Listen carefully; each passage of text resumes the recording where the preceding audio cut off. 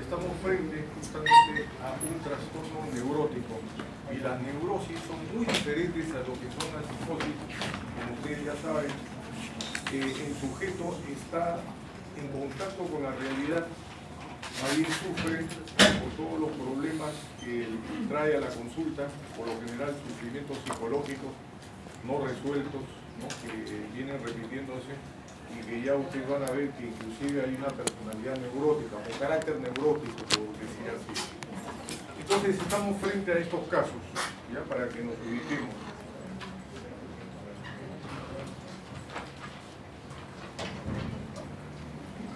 Ahora, ¿qué es la psicosomática? La psicosomática surge antes de los años 50, ¿no? Entonces es una corriente de la medicina y hoy en día inclusive se caracteriza por ser una especialidad y que consideran de que el ser humano es un ser integral que tiene tanto componente somático y que tiene también un componente psicológico, llámese por los conflictos psicológicos, como les vuelvo a decir, que muchas veces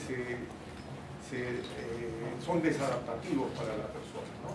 Entonces, de alguna manera hay cuestiones no resueltas que vuelven a repetirse en el continuum de la vida diaria. Entonces, esta medicina psicosomática surge como algo que en la medicina moderna, ustedes entenderán que al ser humano hay que tratarlo como un ser integral, en el sentido de que no solamente vamos a tratar el aspecto somático, ni solo el aspecto psicológico, sino ambos. Inclusive hay algunos autores que mencionan también la parte espiritual del ser humano. Entonces es importante tener en cuenta y tener ese concepto. Entonces, ¿con qué se relaciona esto? En los años 50 aparece en el Hospital Obrero, Almenara, justamente Carlos Alberto Seguín trae esa corriente psicosomática y se instaura lo que es la psiquiatría moderna en un hospital donde hay especialidades. Entonces, ¿qué pasa? Surge lo que se llama la psiquiatría de enlace, donde la psiquiatría es parte de un tratamiento, muchas veces, de un paciente ya sea quirúrgico, ya sea con problemas médicos, pero es importante que el psiquiatra intervenga muchas veces a los llamados de los especialistas para resolver algunos casos que son importantes en ese sentido. Entonces surgen las interconsultas. Estas interconsultas muchas veces las resolvemos con el conocimiento del médico tratante. Entonces el médico tratante, llámese el doctor residente o otras veces el interno, cuando no están los otros dos médicos, entonces conversamos con ellos y tratamos sobre los problemas que puedan estarse suscitando con el paciente con problemas médicos quirúrgicos, ¿no? Entonces así podemos caracterizar algunos diagnósticos dentro de la psiquiatría o trastornos diagnósticos psiquiátricos en el hospital, ¿no? Es un hospital general. Entonces, ¿qué cosa estamos hablando? Por ejemplo, manifestaciones psiquiátricas de enfermedades médicas, ¿no? Por ejemplo, una enfermedad médica, llámese un hipotiroidismo o hipertiroidismo que ustedes conocen, que muchas veces da síntomas de ansiedad, en unos casos otros depresivos. Otro caso puede ser un desorden vascular cerebral, ¿no? Que muchas veces puede dar diferentes trastornos, como pueden ser los cuadros depresivos, cuadros maníacos, etc. Y así sucesivamente hablamos, por ejemplo, de reacciones psicológicas a enfermedades y tratamientos médicos. ¿Qué cosa, por ejemplo, surge antes de una operación, antes de una intervención quirúrgica? El paciente por lo general está ansioso, ¿no? Preocupado, cómo será su operación, entonces necesita una buena relación médico-paciente con el cirujano para que el cirujano le explique en qué consiste la operación, etcétera, etcétera, el pronóstico, etcétera, para que el paciente tenga esa tranquilidad. Sin embargo, ustedes sabrán que hay pacientes que diagnostican enfermedades terminales, como es el cáncer, entonces en esos casos es importante también esa estrecha relación del médico tratante con su paciente para poder hacer frente a esta situación penosa y tener una calidad de vida pues, en esos años que le toca estar con su familia sobre todo, ¿no? Y así una serie de situaciones que ustedes van a conocer cuando ya vayan haciendo su internado y así una serie de especias, porque no terminamos de aprender los médicos, ¿no es cierto? Bueno, ¿qué pasa con las sensaciones corporales? ¿Por qué es que el paciente con trastorno somatomorfo distorsiona muchas veces esas sensaciones o esas molestias físicas? Porque justamente hay problemas, ¿no? Pueden haber no necesariamente problemas psiquiátricos mayores o menores, sino también puede ser un sujeto que está sometido a un estrés, por ejemplo, falta de sueño, efectos de fatiga, estado de post-ingesta alcohólica o estado de transgresión dietética. Entonces, todo eso hay que considerar para saber si hay alguna sensación, pues, alterada, ¿no? Entonces, de repente es un paciente que no tiene un buen hábito de sueño, ¿no? O consume sustancias químicas que no le permiten tener un sueño conciliador. Entonces, hay una serie de circunstancias que hay que evaluar para no necesariamente catalogarlos de somatomorfos. Ahora, ¿cómo se hace la interpretación de los síntomas? Los factores contribuyentes, ¿cuáles son? La experiencia previa de una enfermedad. Acá en la sala, supongo que muchos de ustedes han tenido alguna enfermedad, entonces ya saben cómo es la experiencia de estar enfermos. De alguna manera, cuando nosotros vemos a nuestros pacientes, de alguna manera nos ponemos en el lugar de ellos, ¿no? Entonces es importante cómo nosotros nos sentimos cuando estuvimos con algún tipo de dolencias, de molestias. Entonces esa experiencia previa es importante muchas veces para que nosotros podamos hacer un buen afronte con la enfermedad actual que nos toca vivir, o el paciente en todo caso. Sin embargo, hay la experiencia en el entorno hospitalario. Cuando ustedes ya sean internos, residentes y futuros médicos, doctores, doctoras, van a saber que el primer contacto con el médico es importantísimo, ¿no? Cómo lo tratas, cómo le das la atención, si lo miras a su rostro, si lo escuchas, etc. Es importante todo ello. Sin embargo, hay experiencias no muy gratas en los pacientes para que ellos pues, comiencen a distorsionar algunos aspectos de su enfermedad y comiencen a tener grados de ansiedad o rechazo inclusive a lo que es la situación médica, ¿no? Después otros casos son la enfermedad de un familiar, no necesariamente nos toca vivir algo, de repente hay alguno que otro me levanta y me dice, no, yo nunca estuve enfermo, ok, pero viste cómo estuvo enfermo tu hermano, tu hermana, o tu papá o tu mamá.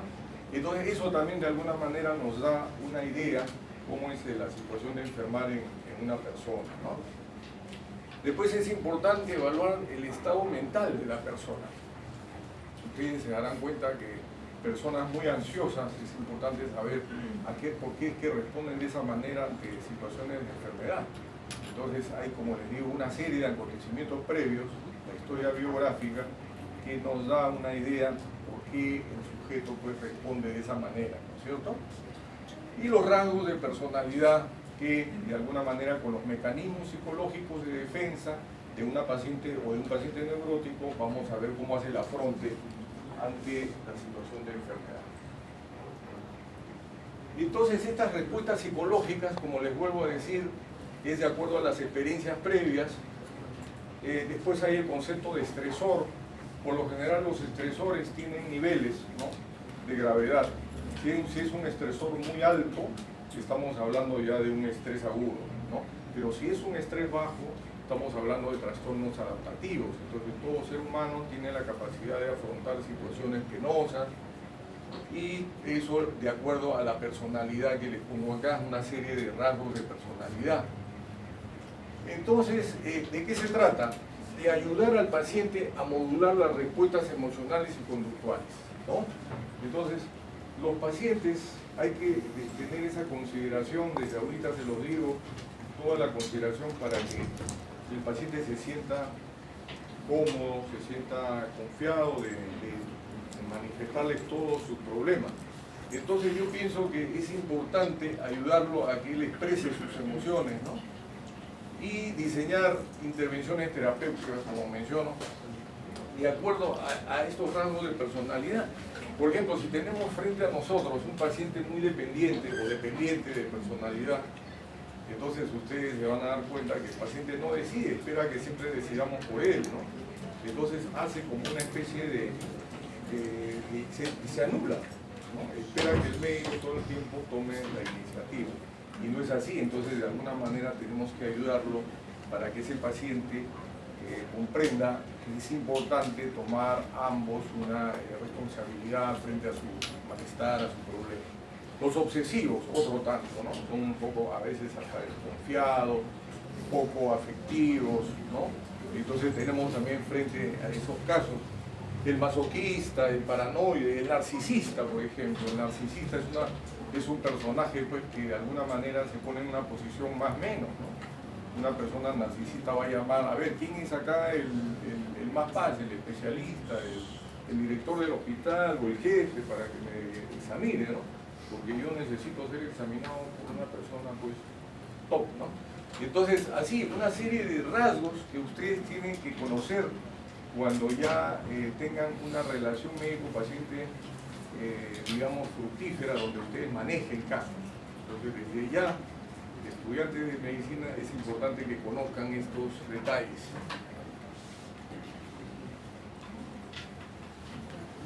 Bueno, y así ustedes, acá les menciono una serie de trastornos que ustedes muy bien los conocen.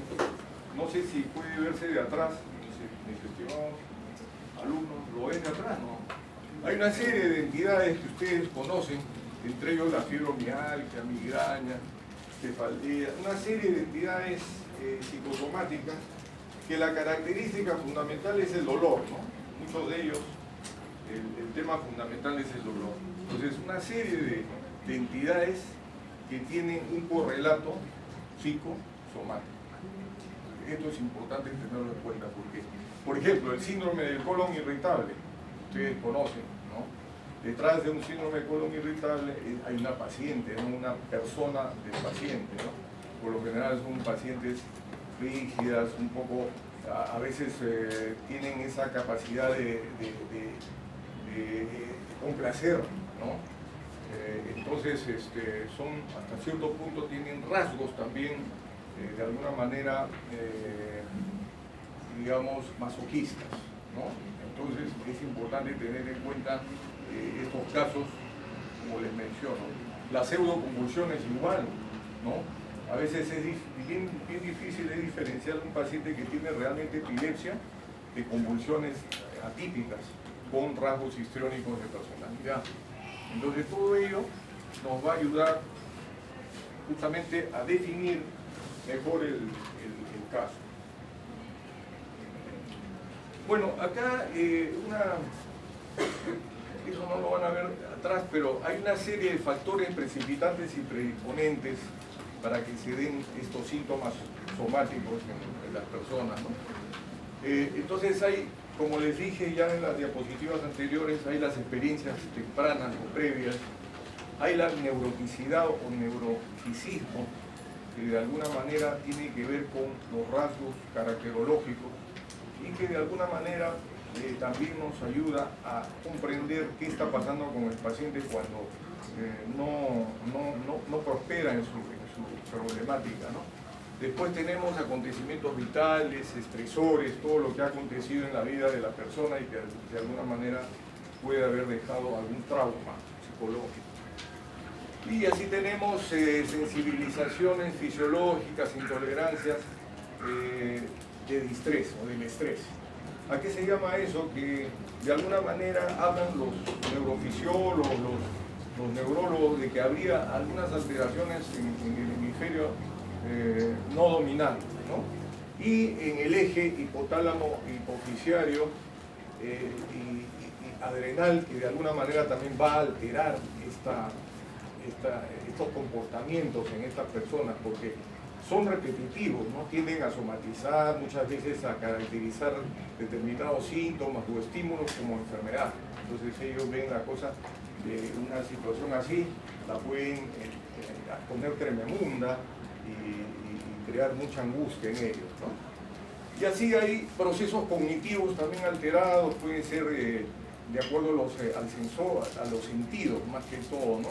Alteraciones en los sentidos, en la percepción, y así las conductas del mismo sujeto y los factores sociales y culturales que se asocian en la etiopatogenia de la enfermedad. ¿Hasta ahí tienen alguna pregunta?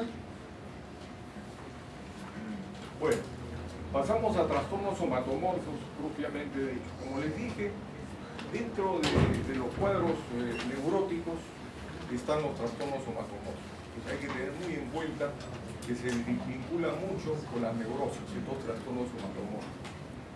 ¿En qué consiste? Miren, la historia de una de ellos de la historia de la histeria, ¿no? Entonces, antes se pensaba, en tiempos inmemoriales, de que las personas con estos comportamientos eran personas poseídas, ¿no? Inclusive ahí en ese cuadro mencionan buscando la marca del diablo en el cuerpo de una bruja de Salem. Entonces pensaban que eran personas poseídas por el demonio, etc. Y muchas veces les daban un tratamiento muy cruento, ¿no? Inclusive las llevaban a la hoguera. Entonces eran situaciones muy penosas que por falta de conocimiento, ¿no? Había pues una situación de trato inhumano. Entonces ahí se da justamente la historia de lo que es la histeria, y es otra entidad muy importante en la psiquiatría que nos da justamente esas características en la psiquiatría de lo que es la fenomenología inconsciente, que Freud justamente lo descubre, y que se trata de situaciones pretéritas, sobre todo en la infancia, en la relación paterno-filial o materno-filial, de acuerdo al sexo del niño, donde no se resolvieron situaciones de culpa, situaciones de ansiedad que posteriormente se daban, y que el paciente pues provoca en él situaciones de somatizaciones o de disociaciones o de cambios de personalidad o de amnesias psicógenas, etc. Entonces una serie de alteraciones que de alguna manera tienen un patrón psicológico, ¿no? Estamos hablando en ese sentido. Sin embargo, hoy en día se está investigando mucho la etiopatogenia de estas enfermedades y se piensa que también habrían factores biológicos que podrían contribuir para que un sujeto pues haga este tipo de comportamientos alterados, ¿no? Frente a situaciones de estrés. Entonces ahí en la diapositiva menciono de la ninfomanía, la frigidez, por la característica, ¿no? Muchas veces hay histerias que han dado la apariencia de una alteración en la esfera sexual. Tan es así que los antiguos investigadores o semiólogos pensaban de que la histeria era justamente se movía el útero, ¿no? La sensación de que la mujer, de que el útero se movilizaba, y que de alguna manera el tratamiento era justamente falta del deseo sexual, y otras veces era justamente, creían los investigadores en ese tiempo, que la mujer estaba más bien con deseo de tener algún tipo de relaciones sexuales, y de esa manera pues se confundía muchas veces esta patología. ¿Y a dónde vamos? A la frigidez, porque hay histerias que han variado. Hoy en día la fenomenología de la histeria ha variado rotundamente.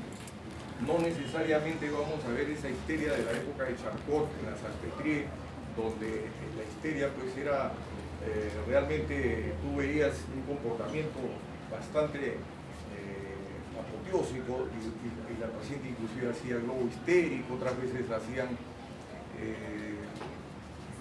¿cómo se llama esto? Habían alteraciones pseudoneurológicas y que de alguna manera remedaban algún tipo de problemas neurológicos, pero no lo era, sino lo que pasa eran comportamientos anormales que adoptaba la persona frente a situaciones penosas o de estrés, ¿no? Y acá les pongo de lo epidémico, que era del baile de San Vito, que es lo que consideran algunos semiólogos en la antigüedad, donde estas personas a veces tenían bailes polioatetóxicos o pseudoatetóxicos, y tenían movimientos coreicos, ¿no?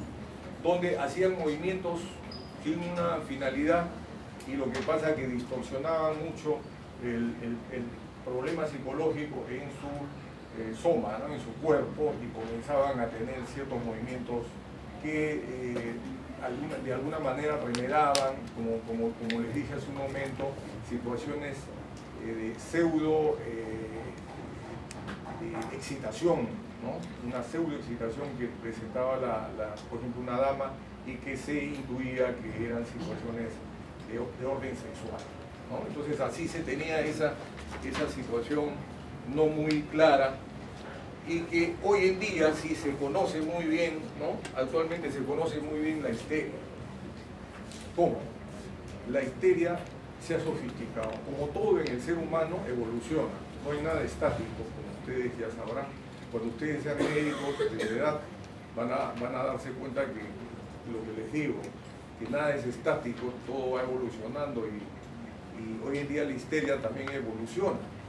Entonces, se dan cuadros de tipo somatomorfos y de tipo disociativo, que ustedes ya lo conocen muy bien. Son los dos grandes síndromes de la histeria.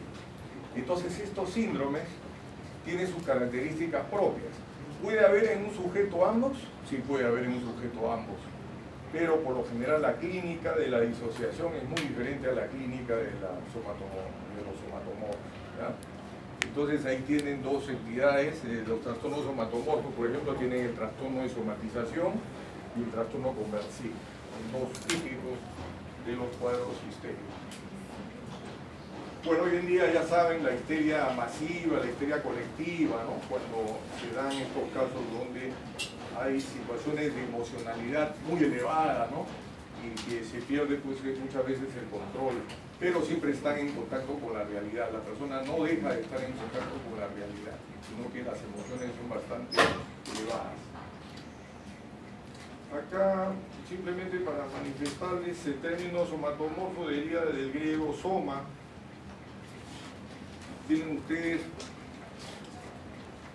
síntomas físicos o la preocupación de estar enfermo. Entonces ya estamos llegando a otra entidad que se conoce como la hipocondría. Entonces son situaciones donde el sujeto piensa que una molestia física, ¿no? Es algo que muchas veces de gravedad, ¿no? Lo atribuye como una enfermedad grave muchas veces, ¿no? Entonces hay que tener en cuenta situaciones de hipocondría también. No hay hallazgos clínicos ni exámenes de laboratorio auxiliares. Sin embargo, quiero que ustedes comprendan que este diagnóstico es de descarte. Ustedes tienen que haber descartado, después de un examen físico muy minucioso, que el paciente tenga algún problema neurológico o médico. La etiopatología. Tenemos factores genéticos, como le digo, que están en investigación. Después, factores psicodinámicos, como les expliqué hace un momento, son situaciones psicológicas o conflictos psicológicos no resueltos en la infancia y que se vienen a repetir en el día a día en el comportamiento del sujeto. Por ejemplo, personas que tienen comportamientos obsesivos. Se piensa, según Freud, que estos pacientes en su primera infancia aprendieron, pues, a eso que se llama el estar reteniendo o expulsando las heces, ¿no? Frente a dos personas que son los padres, y que muchas veces los padres han sido rígidos con el sujeto, ¿no? En la infancia, y han creado una ansiedad de masa ahí, ¿no? Cuando no le han sabido manejar estos temas al niño. Entonces este niño queda fijado en ese momento, ¿no? En cuanto a esa ansiedad, esa situación de culpa que puede surgir en el niño, ¿no? Y como un sujeto neurótico, posteriormente cuando ya es adulto. Ese es un ejemplo, por ejemplo, de neurosis obsesivo-compulsiva, ¿no? Que dicta Freud. Sin embargo, ustedes ya saben que hay otros autores como Erik Erikson, que no solamente le dan una connotación psicosexual, sino psicosocial. Y es interesante que ustedes conozcan a este otro autor, que es Erik Erikson, ¿no? Porque él también le da una traspolación a lo que es la situación social, ¿no? Entonces habrían esos factores, por ejemplo, como les menciono, en la neurosis obsesivo-compulsiva. Habrían otros factores afectivos. Se habla de que estos sujetos, estas personas, son personas inestables, son personas sobre todo inmaduras emocionales, no han logrado una madurez plena y que padecen muchas veces de síntomas. ¿Cuáles son los síntomas de la neurosis? Ansiedad, ¿no? Son síntomas de ansiedad que de alguna manera se manifiestan con sensaciones de miedo, otras veces sensaciones somáticas o del sistema neurovegetativo. Entonces todo eso va a crear pues un malestar. Después tenemos factores cognitivos. ¿A qué se llama eso? Habrían alteraciones en la persona para percibir realmente una sensación. O sea, estos pacientes no están muy bien desde ese punto de vista y perciben situaciones somáticas o molestias, puede ser dolor, etcétera, como algo pues que está fuera de lo normal, ¿no? de lo normalmente que se puede controlar o que se puede soportar, ¿no? Entonces ellos lo manifiestan como dolores tremendos, ¿no?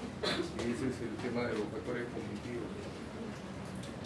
Después habría funciones neurofisiológicas, como les expliqué hace un momentito, en relación a los hemisferios, ¿no?, cerebrales. El hemisferio no dominante estaría, según los doctores, dominando en estos sujetos, ¿no? Otro es el sistema del eje hipotálamo hipofisiario y a nivel de los suprarrenales, y que de alguna manera eso también estaría alterado en estos casos, ¿no? Entonces hay una serie de factores en la etiopatogenia que contribuirían para que se den estos casos. Y otros son los aspectos socioculturales. Estos aspectos socioculturales muchas veces que tienen que ver con el aprendizaje de la persona, cómo es que aprende, en qué contexto aprende a comportarse y a eludir responsabilidades. Porque ustedes saben de que un paciente, ¿no?, cómo elude responsabilidades muchas veces somatizando, ¿no? Los niños desde muy pequeñitos comienzan a comportarse, ¿no?, con quejas físicas, evitando situaciones que no les agrada o imitándole al padre o a la madre, ¿no? Muchas veces el padre o la madre tiene esos comportamientos, imita eso y aprende, porque desde ese punto de vista, digamos, el aprendizaje, ¿no? Después tenemos acá formulaciones neurobiológicas que les vengo a repetir: excesiva sensibilidad cortical, alteraciones de circuitos en la retroalimentación negativa entre corteza y formación reticular ascendente, componentes noradrenérgicos endógenos. Personalidad neurótica. ¿Cuál es el concepto de la caracterología de la personalidad neurótica? Son sujetos, ustedes los van a estudiar, o personas que tienen una baja autoestima. ¿Tienden a qué? A criticarse más de la cuenta. O sea, hay una hipercrítica, lo que llama Freud el superior, ¿no? Un superior hipertrofiado. Sentimientos de inseguridad, lógicamente, si se están culpando, porque uno de ellos es sentimiento de culpa, tienden a culparse, a criticarse. Entonces, muchas veces hay lo que se llama los sentimientos de inseguridad y sentimientos de inferioridad. Después tenemos intolerancia a la frustración. Ese es bien importante, ¿no? Las cosas no siempre se dan como nosotros queremos, entonces son personas que no se preparan para situaciones de frustración y sufren, ¿no? Y muchas veces entran en conflicto, ya sea con la pareja, ya sea con el hijo, la hija, etcétera, y se dan pues situaciones muy penosas, ¿no? Y los mecanismos psicológicos de defensa de cada uno de ellos.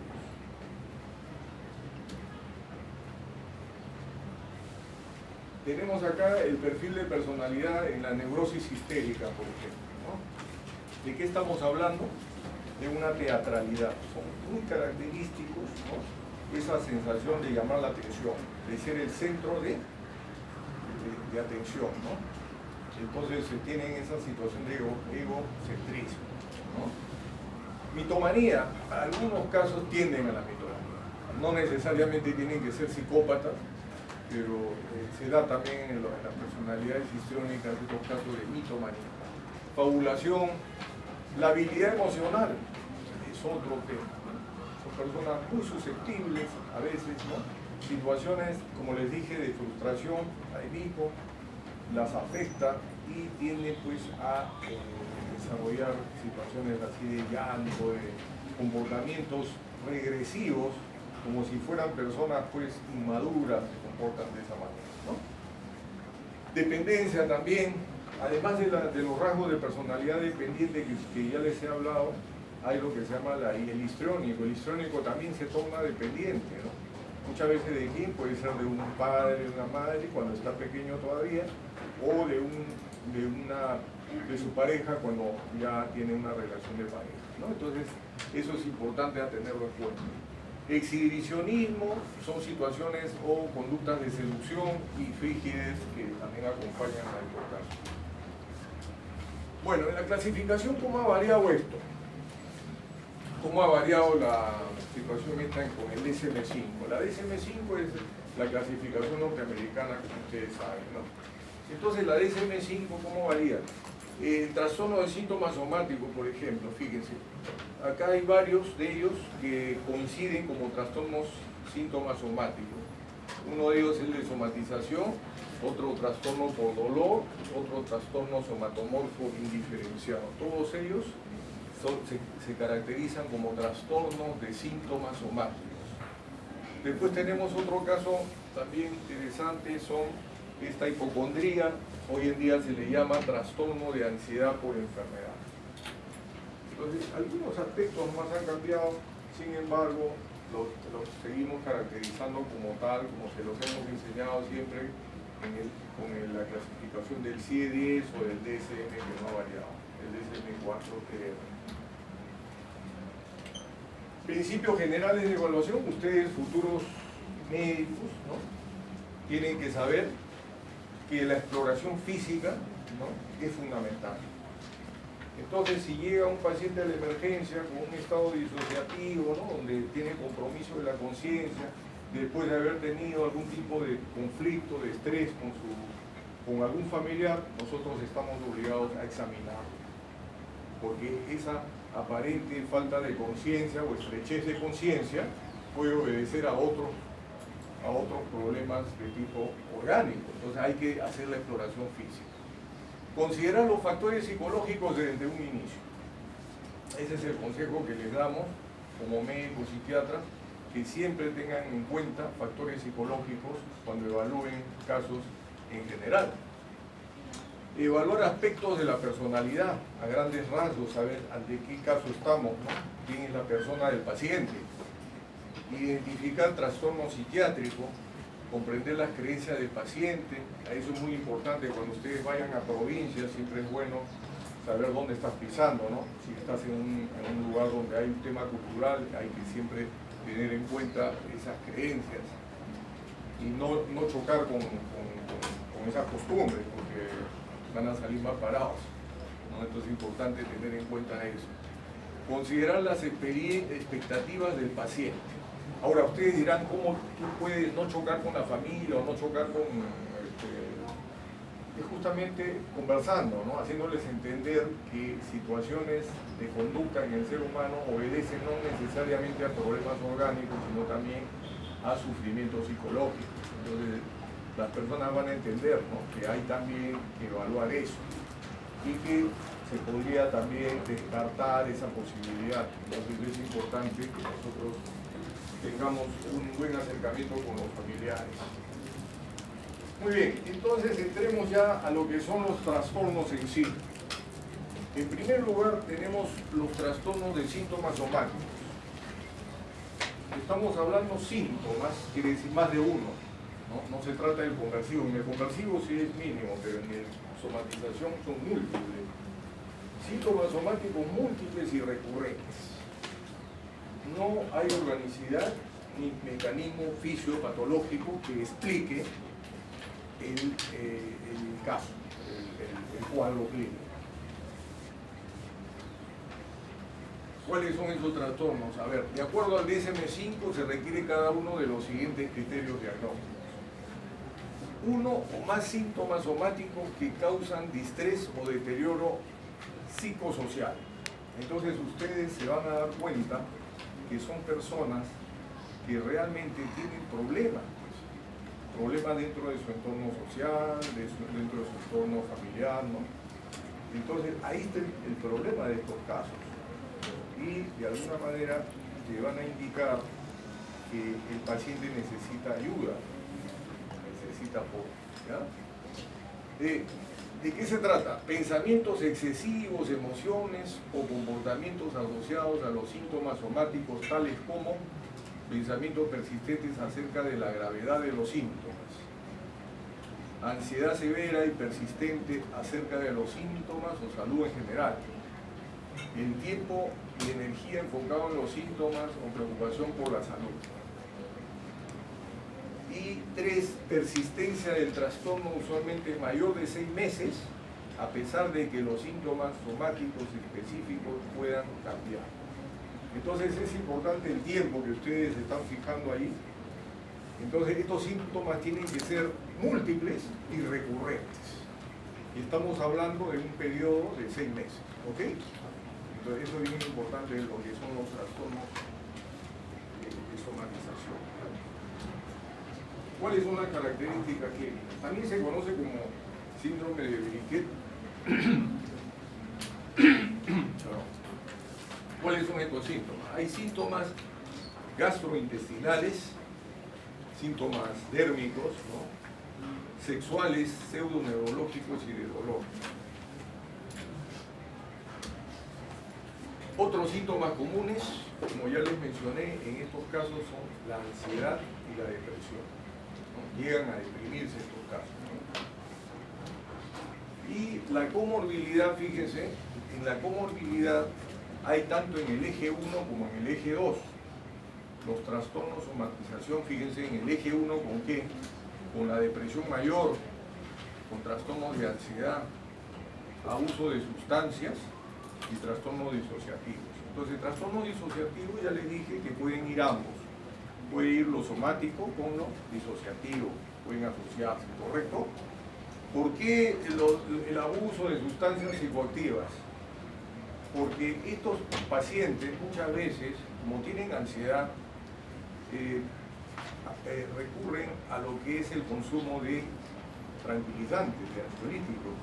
Entonces muchas veces estas personas se hacen dependientes de sustancias, como son los benzodiazepinas, ¿no? Puede ser un alprazolam. Entonces ya se complica el problema, ¿no? De lo que tenía un trastorno de tipo somatomorfo, ahora ya tienen una adicción a una benzodiazepina. Entonces es así como se va complicando la cosa, ¿no? Y en el eje 2, en lo que es personalidad, ¿con qué tipo de personalidad se ve más en estos casos de somatización? Fíjense, con los histriónicos,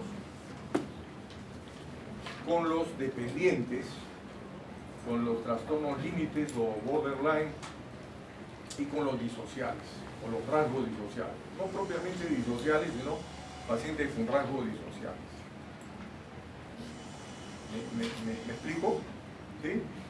Entonces, eso es importante que ustedes lo fijen, ¿no? Después tenemos, ya les mencioné, dificultades laborales e interpersonales que pueden causar realmente disfunción en ese caso, ¿no? Ahora, ¿cuáles son las características clínicas? Tenemos dolor en diferentes partes del cuerpo, desde la cabeza, abdomen, espalda, articulaciones, tienen en extremidades, en el tórax, etcétera, ¿ya? Además de eso, tienen dolor con la micción, con el coito y con la menstruación.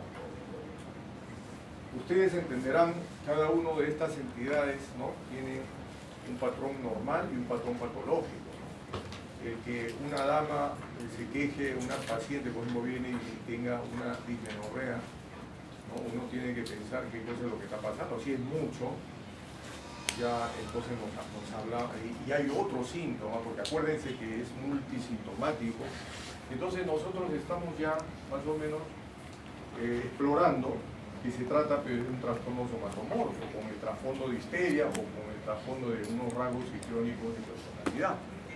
Entonces es importante que tengamos en cuenta que muchas de esas menstruaciones en una persona, ¿no?, con cefaleas, con migrañas, etc., nos puede dar algunos indicios que hay algún afronte psicológico por resolver y que no lo estamos haciendo, porque ustedes como futuros especialistas van a darse cuenta que necesitan complementar su tratamiento de su paciente con un tratamiento psiquiátrico o psicológico para que vaya mejor el caso, ¿ya?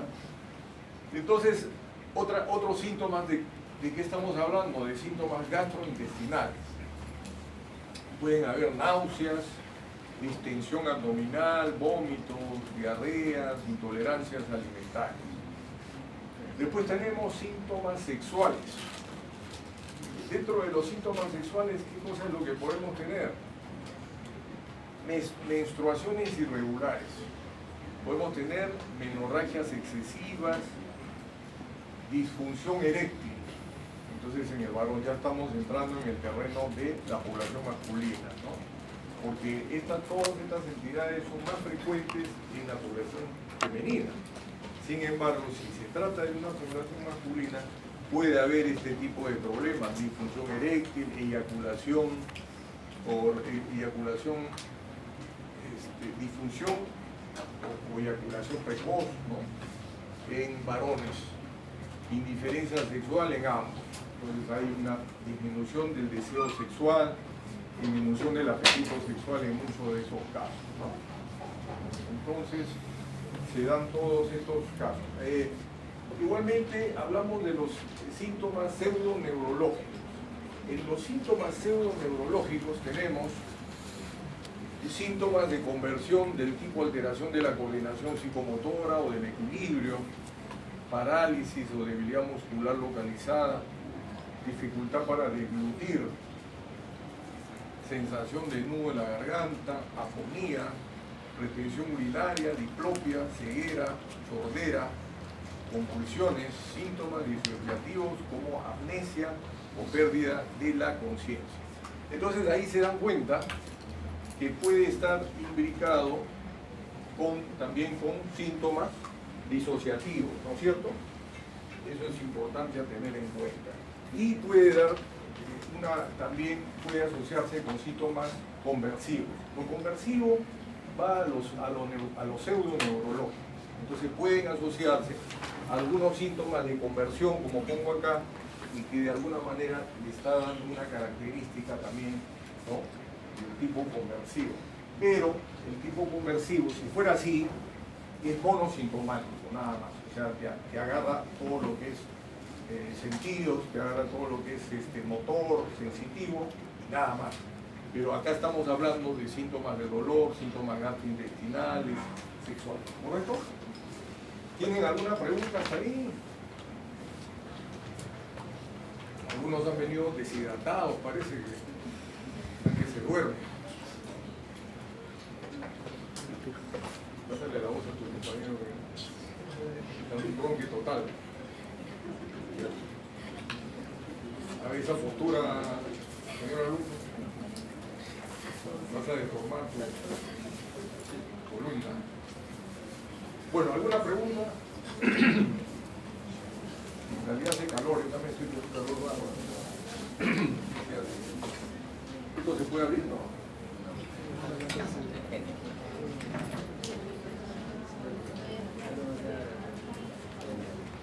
¿Preguntas?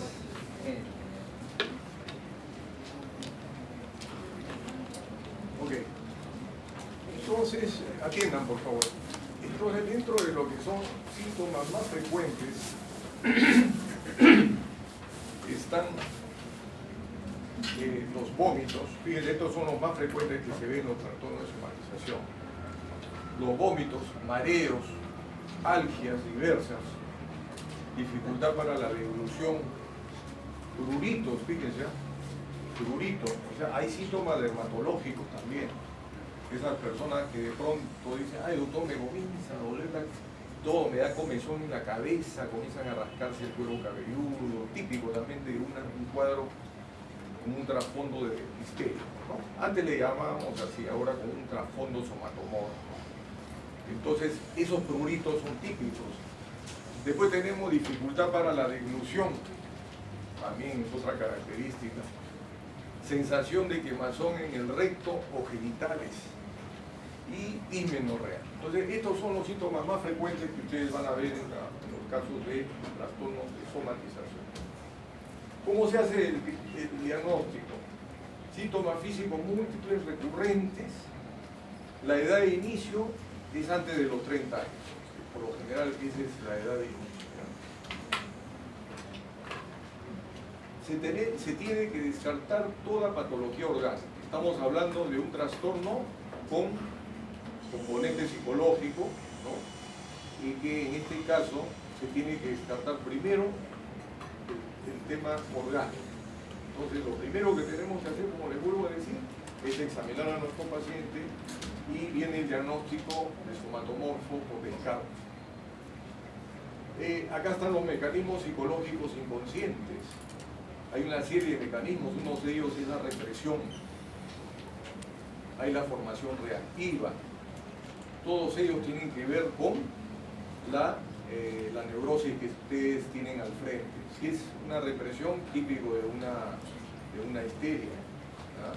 Si es un trastorno obsesivo compulsivo, hay más fenómenos de tipo de formación reactiva.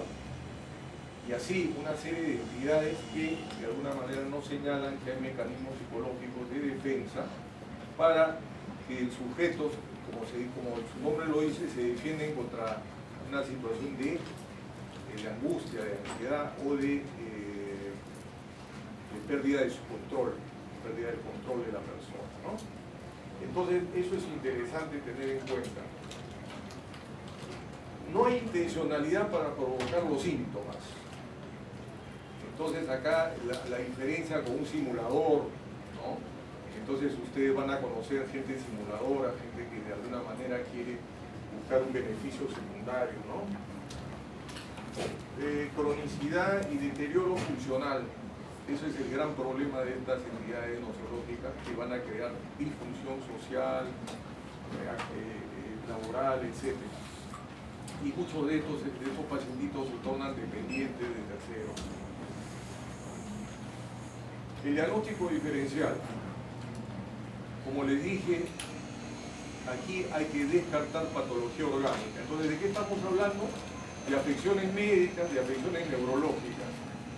¿Qué caso podríamos estar ante qué caso? Una esclerosis múltiple, un lupus, ¿no? Y así una serie de entidades médicas que previamente estamos obligados a descartar. Entonces, lo primero es descartar patología orgánica. Hay que hacer el diagnóstico diferencial con esquizofrenia. ¿Por qué? No en la esquizofrenia crónica, sino en el pródromo de la enfermedad, cuando surge la esquizofrenia, cuando hay el brote de la enfermedad de la psicosis. ¿Qué pasa? Que en el pródromo de la enfermedad, muchas veces los pacientes con esquizofrenia debutan con síntomas de somatización, ¿ya? Entonces es importante que ustedes tengan en cuenta que en la esquizofrenia, en lo que es el inicio de la enfermedad o en el pródromo de la enfermedad, puede haber estos síntomas y pueden confundirse. Si es un paciente de repente esquizoide, con rasgos esquizoides de personalidad, puede confundirse. Después tenemos el trastorno delirante, igualmente, de alguna manera podría confundir, pero ustedes saben que los trastornos de ideas delirantes, trastornos delirantes somáticos persistentes, es muy diferente, ¿no? Ahí la persona tiene convicción, tiene delirios de que está enfermo, y hay otros componentes más que nos llevan a hacer el diagnóstico de F22, que es el trastorno delirante o de ideas delirantes persistentes. La depresión mayor también. ¿Por qué? Porque cuando ustedes hacen un Hamilton, hacen un Zoom o cualquiera de esas escalas psicométricas, van a ver ustedes en las escalas que hay síntomas somáticos. Entonces, de alguna manera, nos señalan que podría también tratarse de un cuadro depresivo. El trastorno de pánico, igualmente, ¿qué hay en el trastorno de pánico? Surge un miedo, ¿no? Un miedo súbito, ¿no? Inclusive a veces una especie de aura, ¿no? De que va a surgir el miedo y la persona comienza a tener una sensación inclusive a veces de pérdida del control o pérdida de la razón o de pronto sensación de miedo a morir. Entonces estos trastornos de pánico pueden de alguna manera también confundir estos trastornos de somatización. Después tenemos el TAG, el trastorno de ansiedad generalizada. ¿En qué se caracteriza el TAG? El TAG se caracteriza por una preocupación constante, ¿no es cierto? Hay también en estos casos una tensión motora. Por lo general son personas que tienden a tener contracturas musculares. Después signos neurovegetativos también pueden darse en estos casos, ¿no? Pero de ahí es que ustedes tienen que diferenciarlo con los trastornos de somatización. En el TOC son ideas o pensamientos recurrentes en la persona que de alguna manera van a mortificarlo, ¿no? Porque son recurrentes. Y de alguna manera este paciente con TOC también es importante señalar que puede tener esos cuadros de ansiedad, ¿no? Se asocian con cuadros de ansiedad que en los trastornos de somatización también vemos, ¿no? Sin embargo, un TOC también puede manifestarse por síntomas somáticos en algunos casos, ¿no? Sin embargo, como les digo, lo más persistente son los pensamientos recurrentes que tiene la persona cuando piensa que tiene que hacer determinado acto, porque muchas veces se relaciona con los actos compulsivos que de alguna manera van a mitigar ese malestar en el paciente, ¿no? Entonces realiza el acto y se atenúa pues esa ansiedad, ¿no? Entonces hay que diferenciarlo con todos estos. Y el trastorno dismórfico corporal, que también ya lo vamos a ver luego, todos ellos tienen un correlato también físico. Por ejemplo, en el dismórfico corporal también hay pues, preocupación constante por un detalle en su físico, etcétera, etcétera, de la persona, ¿no? La hipocondría igualmente, ya la vamos a ver ahora en un momento. Los trastornos de conversión pueden haber concomitantemente en ambos.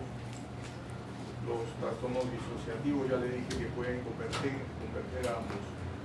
Y los trastornos por dolor. Y el trastorno facticio, que de alguna manera puede el sujeto provocarlo, como le dije, de alguna manera trata de buscar una compensación por el síntoma que presenta y es consciente, ¿no? La persona lo realiza conscientemente para buscar un beneficio, ¿no? Igualmente la simulación, son simuladores, pacientes que de alguna manera buscan llamar la atención muchas veces o alguna situación de conflictos familiares que lo llevan a tener esta sintomatología y buscar una ganancia secundaria. ¿Cómo es la evolución? Remisión parcial de síntomas. Puede existir en algunos casos remisión parcial de síntomas. Por lo general tienden a la cronicidad. En niños los síntomas más comunes son dolor abdominal recurrente, el dolor de cabeza, fatiga y las náuseas. Entonces ya recuerden cuando les menciono que estas patologías no necesariamente se dan antes de los 30 años, ya puede darse inclusive en niños, ¿no? Entonces estas propensiones a somatizar, a buscar una ganancia secundaria, es importante tenerlo en cuenta desde que son niños. Es más frecuente que predomine un solo síntoma en los niños que en los adultos. Entonces fíjense lo variopinto que tiene estos cuadros de somatización. La respuesta de los padres ante los síntomas es importante, ¿no? Entonces eso es lo que les hablé al principio de la diapositiva, cómo es que ellos aprenden o la familia, cómo contribuye para que esto se perpetúe o para que esto tenga pues una connotación, ¿no? si los padres le dan una connotación o los padres no hacen un verdadero afronte para que el chico o la niña madure emocionalmente, pues va a persistir estos síntomas. En la epidemiología, una prevalencia mayor del 1% de la población general. Es importante que tengan en cuenta esto que les voy a mencionar, que se ve estos casos más en la atención primaria de la salud. Ahí van a encontrar, y de ahí la importancia, cuando ustedes ya trabajen en el Ministerio de Salud, trabajen en diferentes ámbitos, para que se aborde bien estos casos en la atención primaria. ¿Por qué? Porque si no se aborda adecuadamente se va a perpetuar el problema. Entonces lo que queremos es que estemos atentos a todos los síntomas, no necesariamente somáticos, sino también psicológicos, que necesita abordarse o necesita también hacer el afronte correspondiente cuando desde un inicio se dan estos cuadros clínicos, ¿ya? Después tenemos frecuencia más en mujeres, fíjense, es bastante alto, mayor frecuente en el medio rural con pobre educación.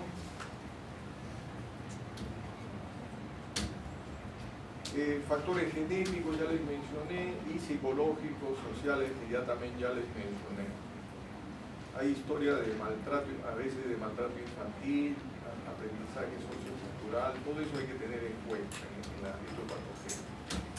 ¿Cómo se hace el tratamiento? Fíjense lo importante que es, desde un primer momento, como le dije, limitar las consultas, ¿no? Nosotros tenemos que estar convencidos, como médicos que somos, que el caso es un trastorno de somatización. Si fuera así, entonces ya decirle al paciente, primero aliarnos con él y decirle, señora, no dejamos de atender su problema, ¿no?, físico, sin embargo nos gustaría que usted acudiera también al doctor fulano tal, o al psicólogo, o al psiquiatra, para que atienda también algunos problemas que usted tiene y que puedan ayudarlo en paralelo. O sea, yo no dejo de verla, sino que también lo van a atender en psiquiatría.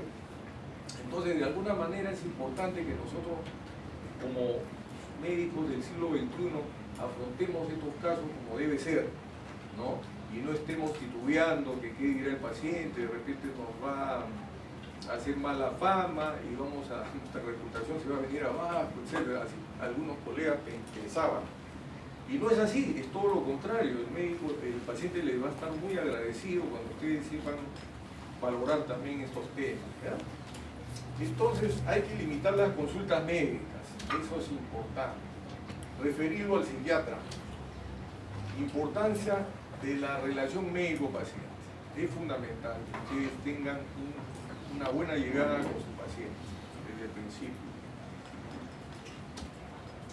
Porque de esa manera él va a confiar y él les va a manifestar todos sus cuitas, todos sus problemas que tienen. Hospitalización, hospitalización en el caso que se requiera. Yo pienso que sí, hay casos que ameritan una hospitalización. ¿Cuándo? Cuando pues hay un descontrol, ¿no? El paciente no colabora, hay problemas en casa, es un paciente que ya viene faltando al trabajo ya en varias oportunidades y sigue solicitando que le otorguen descansos médicos, etc.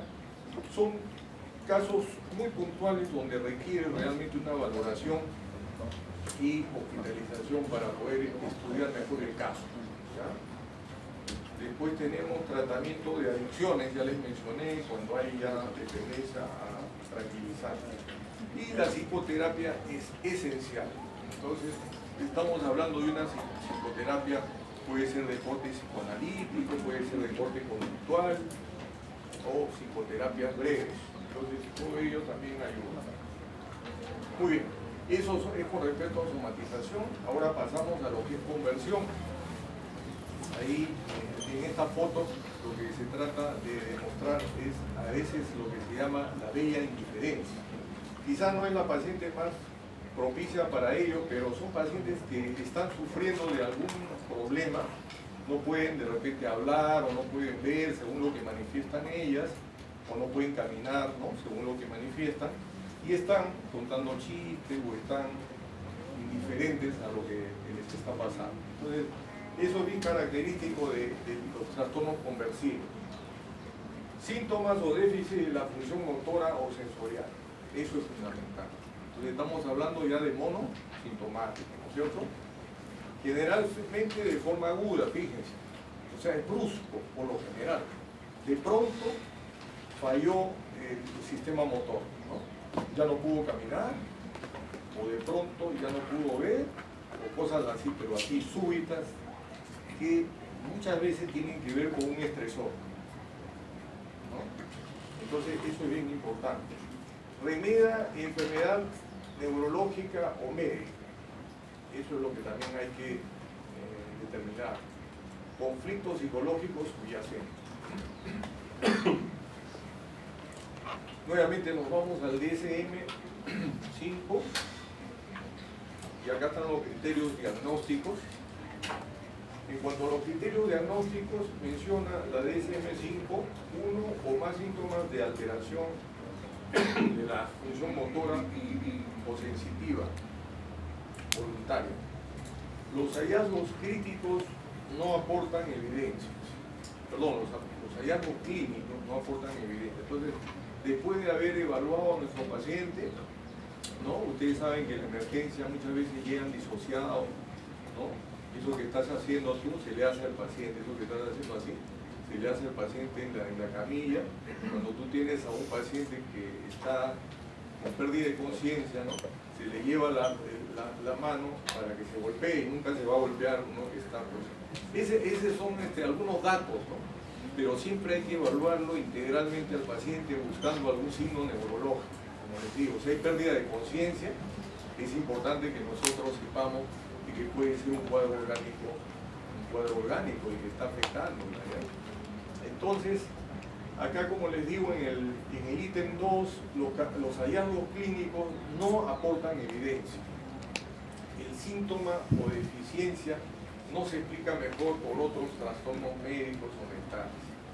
Y los síntomas causan malestar clínicamente significativo o deterioro de lo social, laboral, etc.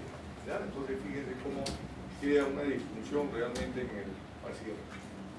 ¿Cómo se le llama? La neurosis histérica de tipo conversivo. Así hasta ahora se le conoce. Entonces, ¿qué hay en estos casos? Una pérdida o alteración del funcionamiento motor o sensitivo. Por lo general, súbito, ¿no es cierto? Alteración de la coordinación y el equilibrio. Entonces, hay lo que se llama astasia básica. Ustedes lo levantan al paciente y se cae, no puede ni estar parado. Menos va a poder dar un paso, ¿no? Aparentemente está pues con esa sintomatología. Después puede suceder que está con parálisis, debilidad muscular localizada, temblor, movimientos anormales. Acá tenemos hiperestesia, parestesia, convulsiones, diplopia, ceguera, sordera, etc. Todo lo que se puedan imaginar ustedes como si fuera un cuadro pseudo-neurológico. Entonces lo primero que tenemos que hacer es descartar un problema de índole neurológico en nuestro paciente. Pseudociesis también, ¿no? Pueden haber pacientes que tienden a manifestar que tienen un embarazo y que eso de alguna manera ustedes tienen que evaluarlo desde el punto de vista clínico, ¿no? Después tenemos la anestesia en guante, ¿no? En guante o calcetín, típico también de un cuadro conversivo. Y la bella indiferencia que ya les expliqué. Después hay la ganancia primaria, que es cuando el sujeto trata de poner lo que es el sufrimiento psicológico lo más distante a la conciencia, ¿no? Para que no le cause pues, ese dolor, esa pena, esa angustia, ¿no? Esa es la ganancia primaria. Y la ganancia secundaria es cuando de alguna manera buscan un beneficio, ¿no? Dentro del entorno familiar, de repente llamar la atención de la persona amada, etcétera, ¿no? Que pueda de alguna forma esta conducta servirle, ¿no? A ella o a él para esos fines. Claro que no es lo más, lo que se les enseña justamente a estos pacientes es de que no necesariamente esas conductas van a dar resultados, ¿no? Entonces muchas veces no dan el resultado que ellos desean, ¿no? Y así hay una serie de casos que voy a, ustedes me preguntan, les puedo narrar casos, ¿ya? Después, historia natural. ¿En qué momento empieza en la adolescencia o adultez temprana? Inicio o exacerbación de síntomas con el estrés. Entonces, esto es importante. Ahí se dan cuenta que tienen un carácter neurótico estas pacientes. Entonces, ante situaciones de conflicto, ante situaciones de frustración, de estrés, donde pueden frustrarse, pues no hay otra, ¿no? Llegan a frustrarse y no logran revertir esa situación y denotan esa inmadurez. De comorbilidad con trastornos de ansiedad, con trastornos de somatización, con trastornos de personalidad también aquí, fíjense, ¿no? El histriónico, el dependiente fundamentalmente, ¿no? Puede haber también rasgos de personalidades borderline, pero no es tan frecuente como el histriónico y como el dependiente. Después también comorbilidad con depresión mayor y con esquizofrenia, que les expliqué hace un momentito en somatización, donde son múltiples los síntomas.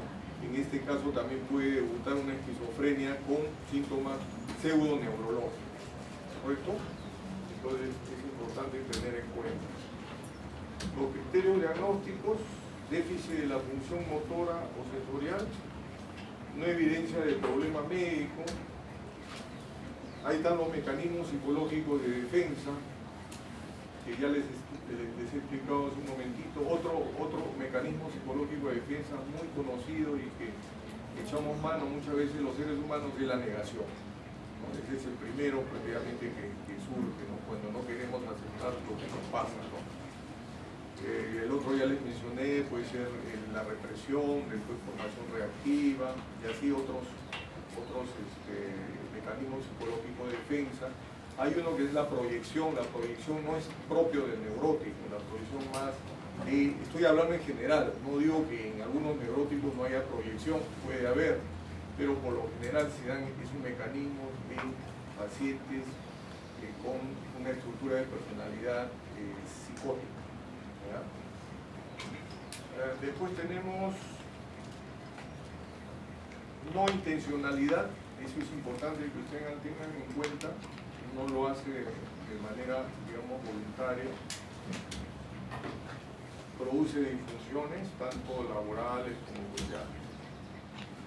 Acá, para no cansarlos, hay una serie de enfermedades que ustedes ya van a leerlas, ¿no? Una serie de enfermedades. Y se hace diagnóstico diferencial con la hipocondriasis, con la esquizofrenia, ya les dije, con la simulación. El pronóstico es variable, fíjense, es variable, porque depende del afronte temprano. Si tú haces un buen afronte a temprana edad, pues el pronóstico es mucho mejor. Si el grado cultural, educacional, de instrucción es también bueno, es también mejor pronóstico. ¿Por qué? Porque ¿qué se necesita? El discernimiento, el darse cuenta, la introspección de la persona, ¿no? Si es una persona con pobre, digamos, instrucción, etcétera, y no tiene esa capacidad de darse cuenta, va a ser muy difícil ayudarlo, ¿no? Entonces se perpetúa el problema. Puede producirse secuelas físicas. Imagínense, antes cómo era, pues en los manicomios, imagínense una histeria en un manicomio, llegaban a disfunciones realmente motoras, atrofia, como digo acá, pero ahora ya no se da eso, solamente es histórico, ¿no? Mejor pronóstico cuando es brusco. Cuando es brusco el cuadro, con ceguera, afonía y parálisis, estos casos son de mejor pronóstico, así eso lo mencionan los investigadores. Las crisis epilépticas y los temblores son más persistentes. Yo no le diría crisis epiléptica, quizá ahí hice una mala redacción, sino son crisis pseudoconvulsivas, no necesariamente epilépticas, sino que remedan crisis de ese tipo, ¿no? Esas son las son más persistentes. Mejor el pronóstico cuando se identifican los estresores, ¿correcto? Entonces de ahí que cuando ustedes hagan la evaluación primigenia, siempre investiguen cuando lo traen al familiar, antes que se vaya, preguntarle al familiar qué pasó, qué sucedió en casa, por qué ha perdido la conciencia, porque muchas veces el esposo o El familiar agarra, lo deja y se va. Entonces ustedes tienen que preguntarle al familiar qué sucedió en casa, qué había acontecido antes de que la paciente perdiera el conocimiento, entre comillas. Después tenemos algunos casos que se cronifican. En la epidemiología frecuente, ahí está, estos son datos que realmente, más frecuentes en mujeres, fíjense, 5% en las interconsultas en los hospitales generales, y algo bien importante, fíjense, 20 a 25% en pacientes neurológicos. O sea, en la unidad de neurología ustedes van a ver muchos pacientes conversivos porque los doctores los hospitalizan pensando pues que se trata de un problema neurológico. ¿No? Lo primero que piensa el neurólogo es un problema neurológico. Más frecuente en población rural, ya les dije, con trato socioeconómico bajo. Tratamiento, psicofármacos, controlar ansiedad si hay necesidad de darle, empezar con una benzodiazepina poco tiempo, si hay necesidad de darle un IRS, mejor para controlar la ansiedad, si hay cuadro depresivo, con mayor razón un IRS. Psicoterapia es fundamental en estos casos. La psicoterapia de pareja también es importante tener en cuenta, ¿no?, que el paciente tiene problemas en esa esfera, ¿no? Muy bien. Ahora nos vamos a trastornos de síntomas somáticos con predominio de dolor. Tenemos acá lo fundamental es el dolor. Presencia de dolor en uno o más lugares anatómicos. Factores psicológicos de importancia etiológica. Entonces, no es cualquier dolor. Es un dolor que de alguna manera tiene un componente psicológico. Entonces, la queja fundamental es de dolor. Tenemos duración 6 meses. Valoración de la severidad, lugar y características. Consultas médicas repetidas, fíjense. Y ahí viene lo grave del tema, porque van a un médico, a otro y a otro, y por ahí encuentran a un médico complaciente que les comienza a prescribir analgésicos, inclusive potentes. Entonces, ahí está el problema de estos casos de trastornos somatomorfos de dolor. Entonces, ahí solicitan alivio farmacológico quirúrgico, fíjense, y viene el abuso de dependencia de analgésicos, opiáceos y benzodiazepinas. Fíjense lo delicado del caso. Después, la depresión o hipocondriasis secundarias a todo esto. Y por lo general son personalidades anormales. Se hace un estudio, son personas que han tenido problemas en su infancia, no necesariamente con carencias afectivas, sino casos de vejámenes o de inclusive de violaciones a temprana edad. Entonces es importante a tener en cuenta eso, ¿verdad? Forma de dolor tienen una serie de cefalea, etcétera, pélvico, crónico, torácico. La historia natural, edad de inicio entre los 30 y 40 años.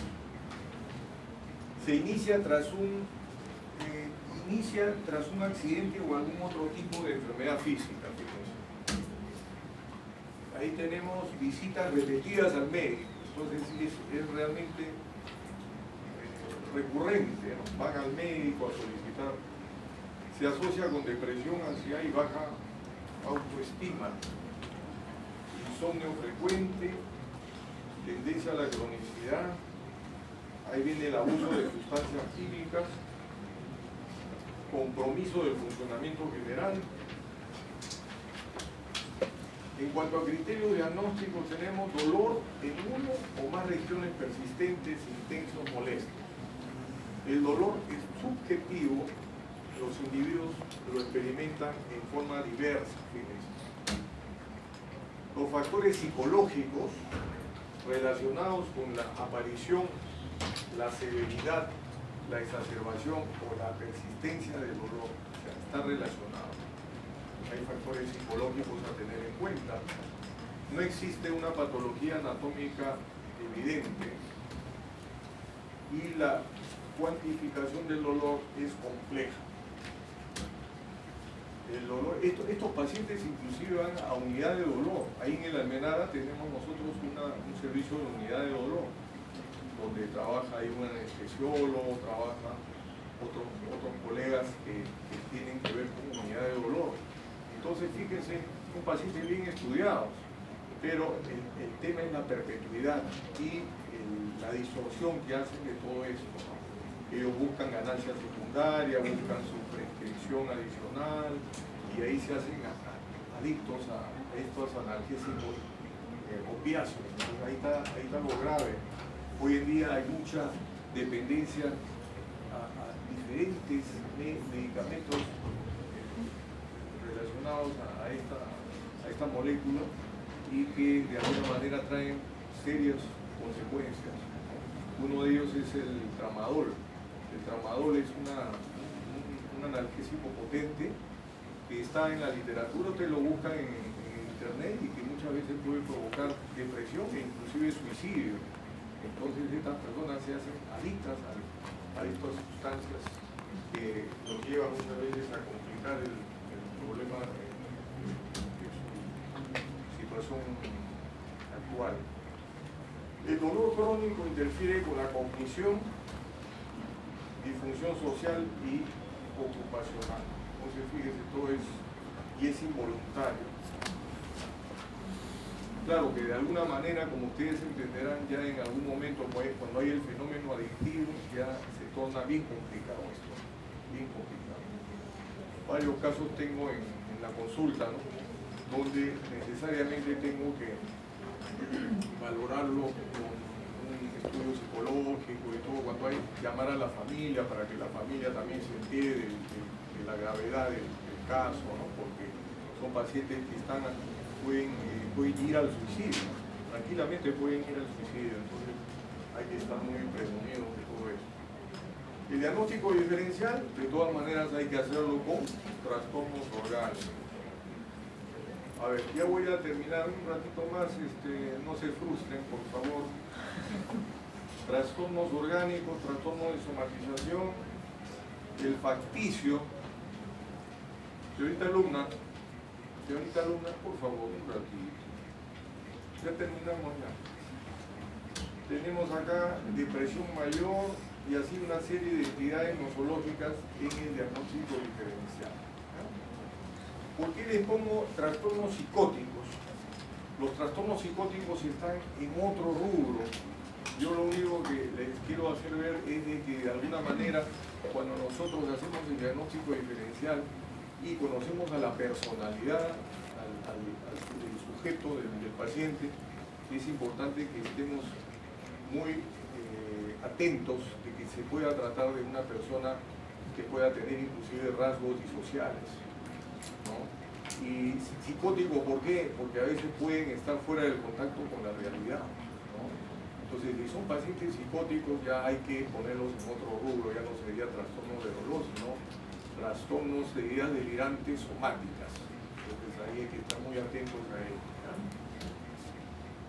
Después tenemos psicopatología subyacente. Fíjense lo que les dije hace unos momentos, se trata de personas con trastornos de personalidad grave. Son personas a veces con rasgos de personalidad inclusive disocial, como les puedo decir, o rasgos de personalidad narcisistas también. Entonces, la psicopatología subyacente está en relación a la adicción de sustancias psicoactivas. Hay una pareja disfuncional o coadicta que de alguna manera ayuda inconscientemente a que se perpetúe el problema en esta paciente, ¿no? Entonces hacen de alguna manera como coadictos en estos casos. El pronóstico, el curso es crónico realmente, ¿no? Desfavorable en caso de adicciones, y la mayoría de ellos están en problemas de adicción. Ese es el gran problema de los trastornos somatomorfos de dolor. La epidemiología, algunos datos por ahí, edad de inicio, se diagnostica más en mujeres, 20% de pacientes en atención primaria sufren de dolor persistente, fíjense, también ya viene, fíjense, desde ya de la atención primaria ya vienen con ese tipo de comportamiento, ¿no? A pretender que el médico especialista les dé pues su receta, ¿no? Después tenemos durante su curso prolongado, presenta discapacidad hasta la incapacidad completa. Antecedentes familiares de depresión y de dependencia al alcohol. Eso hay estudios, por si acaso. Entonces no se trata de cualquier persona, se trata muchas veces de rasgos de personalidad con una historia biográfica que nos habla, fíjense, de dependencia al alcohol en familiares. O sea, ya hay un patrón. ¿Ya? Antecedentes de abuso sexual en la infancia, eso es lo que les mencionaba hace un ratito, de que puede haber este tipo de situaciones en estos pacientes, ¿no? En la infancia hubo inclusive situaciones de abuso, ¿no? Estamos ante personas así, con ese perfil. Etiología, patrón familiar, tenemos acá depresivos, alcohol, dolor crónico, factores psicológicos presentes, factores culturales. El tratamiento. La importancia de la motivación para el tratamiento. Si el paciente no está motivado, bien difícil va a ser, porque como les digo, el pronóstico es reservado en estos casos. El enfoque multidisciplinario. Siempre hay que ayudarnos con la unidad de dolor, etc. Psicofármacos. ¿Qué psicofármacos? Utilizamos antidepresivos, antipsicóticos para bajar la ansiedad, porque cuando se suprime estos derivados opiáceos muchas veces crean ansiedad, una disforia. Entonces ahí es importante darle antidepresivos y algunas veces antipsicóticos de última generación. Los opiáceos deberán limitarse de todas maneras, y la psicoterapia es importante tanto digamos, individual como de pareja, y de grupo. De grupo también es importante porque se maneja eso en estos casos, ¿no? Técnicas de relajación y a veces hipnoterapia para casos de dolor. Esta es otra entidad, la hipocondriasis, como les mencioné, son sujetos que tienden a una preocupación. Estamos hablando de la parte cognitiva. No presenta un matiz delusivo, esto es importante que ustedes sepan que no hay ese matiz delusivo de un trastorno de ideas delirantes persistente. Miedo a padecer de una enfermedad grave. De pronto, una persona piensa que se contagió de una enfermedad de transmisión sexual y está convencido que así es. Y no hay nada que le haga dudar. Va a un laboratorio, le hacen unos análisis, va a otro y también le hacen los análisis y no se convence que esté infectado. Entonces son situaciones que realmente el psiquiatra tiene que afrontar de manera profesional, porque estos pacientes pueden ir inclusive al suicidio, entonces hay que tener muy en cuenta eso. Entonces es el miedo a padecer una enfermedad grave, interpretación peculiar de síntomas corporales, y ahí tienen todo en la DSM como les manifiesto por esa preocupación de tener una enfermedad, presencia leve, ausencia de síntomas somáticos. Fíjense esto nomás quisiera que ustedes lo capten, presencia leve o ausente de síntomas somáticos. Entonces es una entidad donde no hay mucha sintomatología somática como el de somatización, como el conversivo, ¿no? Sino que más hay el pensar, el sujeto está pensando constantemente que tiene una enfermedad, inclusive de necesidad mortal. Después tenemos ansiedad marcada acerca del estado de salud o umbral de ansiedad disminuido sobre el estado de salud. Comportamientos excesivos relacionados al estado de salud, fíjense, chequeos médicos de repetición, evitación, ¿no? La preocupación está presente por lo menos 6 meses. Entonces eso es fundamental dentro de los criterios. ¿Ya? Muy bien, continuamos. Características clínicas, preocupación crónica y temor de padecer una enfermedad grave. Percepciones erróneas de síntomas corporales, fíjense. Entonces el sujeto comienza a realmente, así, entre comillas, nosotros le decimos a psicosearse, ¿no? A pensar que realmente está enfermo. Y esto no lo calma a nadie. Acá lo que tiene que haber desde un primer momento una alianza con el paciente. Si tú no entablas una alianza de trabajo donde se instaure una relación de confianza, va al fracaso. Entonces lo que hay que merecernos es ganarnos la confianza del paciente. Entonces, ese es el dato fundamental. Entonces hacen una peregrinación, no van a un médico, van a otro, etc. Y el deterioro de la relación médico-paciente, fíjense. Entonces, como les digo, fundamental, si ustedes mañana más tarde tienen un caso así, es importante que tengan un buen vínculo. Eso es fundamental. Y la fenomenología es similar al TOC, ¿por qué? Porque de alguna manera te está dando esa indicación de que hay un pensamiento recurrente, ¿no? De que está enfermo el sujeto. Coexiste con depresión, muchas veces debajo de un síntoma de depresión, de hipocondriasis, que es en la punta del iceberg, hay depresión. Entonces hay que tratarlo como tal. La historia natural, inicio de la adolescencia, la adultez temprana, tiende a la cronicidad, altera el funcionamiento, tanto laboral, familiar, etc. Costos altos en las evaluaciones. Criterios diagnósticos, ya les dije, preocupación persistente después de la evaluación médica, descartar el matiz delirante. Esto es importante, hay que descartar que se trata de un trastorno delirante. Ahí ya no estaríamos en una neurosis, sino estaríamos en un cuadro psicótico. Entonces, la cosa es bien clara. ¿Se trata de una hipocondriasis? Sí se trata de una hipocondriasis. No tiene matiz delirante. Causa significativo malestar, ya les mencioné, duración igual o mayor a 6 meses. ¿Ya? El diagnóstico diferencial, enfermedades somáticas graves, el TAG, trastorno de ansiedad generalizada, lo mencionan así la literatura, el TOC. Con el TOC también, ¿por qué? Porque son personas que están con un pensamiento recurrente, como les dije, ¿no? Y en estos casos también hay un pensamiento recurrente, pero siempre hay un hecho que significa para ellos el haberse contagiado o tener una enfermedad, ¿no? Eso es importante para distinguirlo del TOC. El trastorno de angustia también hay que diferenciarlo del episodio depresivo mayor, porque ya les dije que el trasfondo muchas veces va a dar pues, estos cuadros de depresión, y descartar con un trastorno delusional definitivamente lo descartamos. Y la esquizofrenia igualmente, cuando se inicia una esquizofrenia, así puede empezar con un cuadro de hipocondriasis, ¿correcto? Entonces un chico, una chica que está con el pródromo de la enfermedad puede debutar de esta manera. Muy bien. El pronóstico, tendencia a la cronicidad. Lamentablemente, cuando no se hace un buen afronte, la cronicidad es a donde va. Desfavorable en la mayoría de los casos, la epidemiología común en la práctica médica general.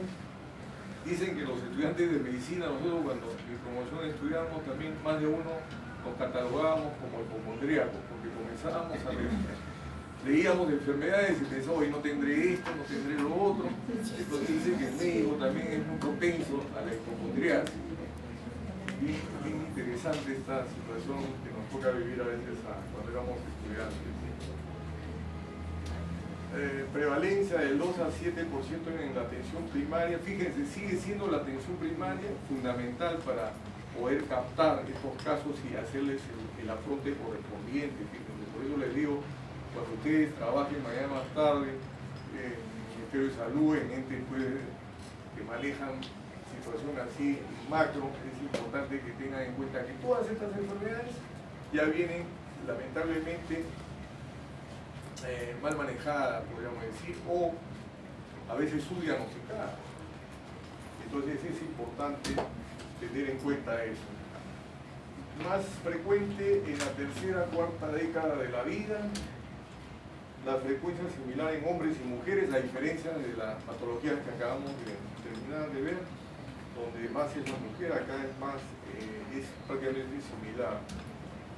Etiología, existiría predisposición heredofamiliar, conflictos psicológicos inconscientes como los anteriores, antecedentes de abuso infantil, también fíjense, lo citan los investigadores. El tratamiento, psicoterapia, como les vuelvo a decir, la relación médico-paciente es fundamental. Entonces, Si no hacemos un buen contacto con el paciente, va a fracasar esto, ¿ya? ¿Qué medicamentos se dan? Antidepresivos. Como les dije, el trasfondo es depresión. Hay que dar IRS, dosis antidepresivas, ¿no? Psicofármacos y psicoterapia, ¿no? Esa es la regla. Y tenemos el último trastorno que surge muchas veces en el adolescente. Es un adolescente que se está mirando el rostro en el espejo, y que se llaman los trastornos dismórficos corporales o síntomas somáticos dismórficos, ¿no? Que se ve muchas veces al inicio de la adolescencia cuando hay los cambios físicos, hormonales, etc. Entonces, ¿qué surge en el paciente, en la persona? Preocupación por un defecto en la apariencia física inexistente o leve, que ellos lo hacen, pues, lo magnifican. Causa sufrimiento o alteración importante en el funcionamiento de esa persona, ¿no? Ya no quiere ir a la escuela o ya no quiere ir a la universidad, etc. Y comienza a variar su comportamiento. Entonces, constantemente es como un TOC, como una hipocondriasis, surge la preocupación. Preocupación acerca de un defecto físico imaginario o la inquietud exagerada por una pequeña anomalía. Comienzan a mirarse, por ejemplo, un granito. Tú sabes, en el adolescente comienzan, nos faltan el acné o alguna cosita de esas, ya comienzan a tener mucha preocupación que les puede desfigurar, etcétera, etcétera, ¿no? Lo pongo como espectro del TOC, porque también hay esa fenomenología. Comorbilidad con la fobia social, depresión mayor y abuso de sustancias. Casos extremos evolucionan a delusiones dependiendo de la personalidad premórbida. Esto lo saqué de una literatura. Entonces, fíjense, dependiendo de la personalidad premórbida, estamos hablando de una personalidad esquizoide, esquizotípica, ¿no? Estamos hablando, si fuese así, allí sí podemos pensar que va a ir, pues, a un cuadro delirante, ¿no? Pero si no, se trata de otro cuadro neurótico, ¿no? Con esas características propias que les acabo de mencionar. Se inicia generalmente en la adolescencia. Ese es el momento en que se inicia. Buscan tratamiento con dermatólogos y cirujanos plásticos, ¿no? Van a un dermatólogo, van a otro. Entonces, cuando ustedes hagan su dermatología o hagan su cirugía plástica, acuérdense de que todo paciente no hay que operar. Hay pacientes que necesitan de alguna manera una evaluación psicológica previa. Hay que conocer al menos el perfil de personalidad, ante qué personalidad estoy yo, qué rasgos tiene este paciente. Entonces, eso me va a dar un alivio de mi vida, porque muchos de mis colegas que han operado estos casos, pues realmente es un calvario, porque lo siguen todo el tiempo, que no me ha operado usted bien la nariz, que falta esto, que no me veo bien así, ¿sabes? Entonces, realmente es un problema serio. Ahora, ¿qué pasa con los pacientes? ¿Pueden ir a un suicidio? Sí. Muchas veces necesitan altas tasas, dice, de hospitalización psiquiátrica y intento de suicidio. Entonces, fíjense lo delicado del problema, ¿no? Muchos de estos casos requieren de hospitalización porque pueden tener ese desarrollo ya, digamos, fatal, ¿no? Desarrollan graves discapacidades sociales y laborales como los anteriormente citados, los trastornos somatomorfos. Y los criterios diagnósticos están allí: preocupación por un supuesto defecto en la apariencia, y la preocupación causa significativo malestar o difusión social, académico u ocupacional. Entonces, realmente es serio, ¿no? El diagnóstico diferencial hay que hacerlo con la anorexia nerviosa. Ustedes saben que el trastorno de conducta alimentaria, en estos casos hay también lo que se llama la distorsión de la imagen corporal, ¿no? Entonces la persona se ve subida de peso, se ve de repente rechoncha cuando no lo está. Entonces ahí hay una alteración en ese sentido. De ahí que hay que hacer esa diferenciación con un trastorno de tipo somatomorfo, ¿no? Entonces es importante tener en cuenta esta anorexia nerviosa. Después tenemos con la depresión mayor igualmente, pueden haber cuadros depresivos con el TOC, con trastorno delirante somático. Hay que hacer de todas maneras esa diferenciación. Ya saben ustedes que estamos entre dos entidades muy diferentes, como es una neurosis y una psicosis, pero al ver la gravedad del caso, yo lo hospitalizo y ahí lo estudio mejor, ahí determino si realmente es una neurosis o es una psicosis. Porque si fuera una psicosis, entonces estoy tratándolo mal al paciente. Necesito revalorar el caso, darle el diagnóstico debido y hacer el tratamiento correspondiente. Recién en el caso va a mejorar.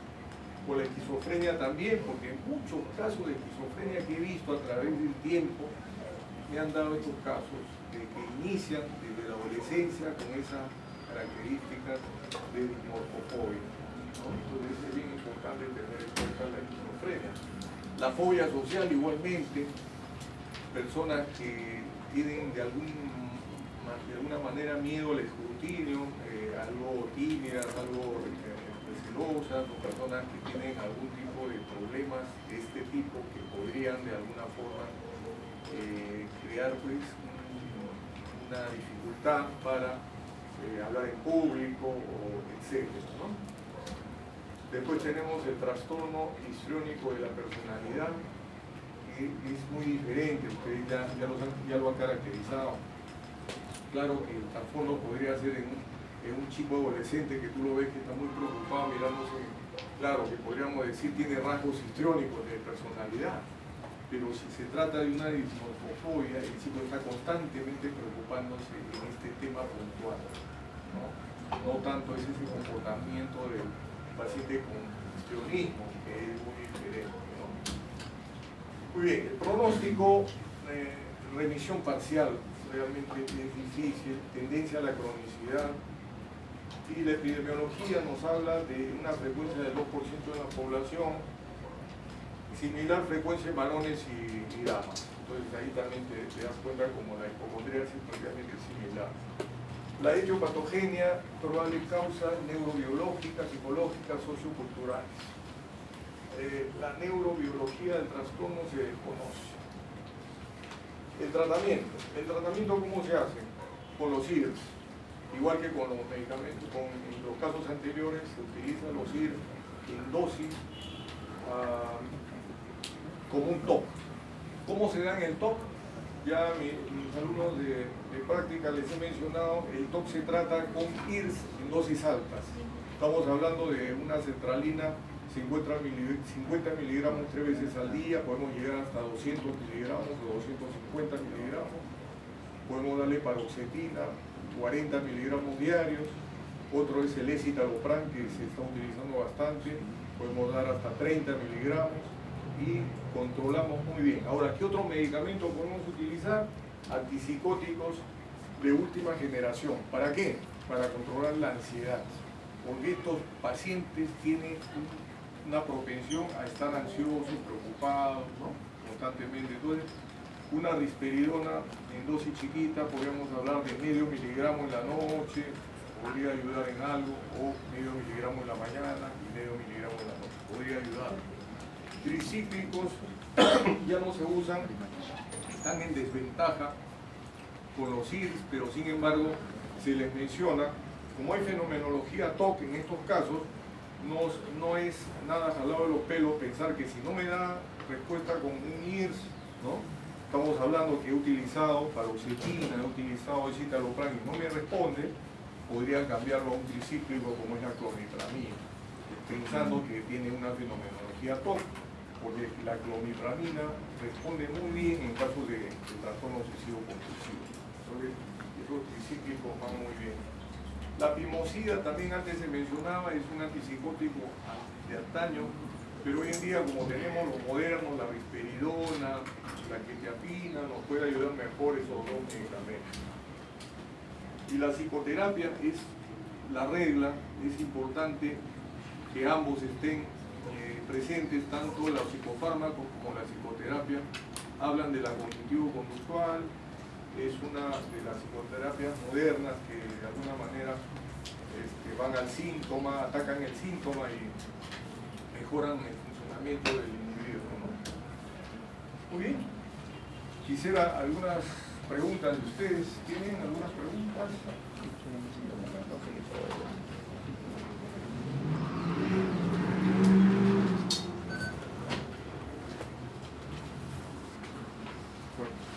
Fernando, ¿está el doctor Ricardo Neira?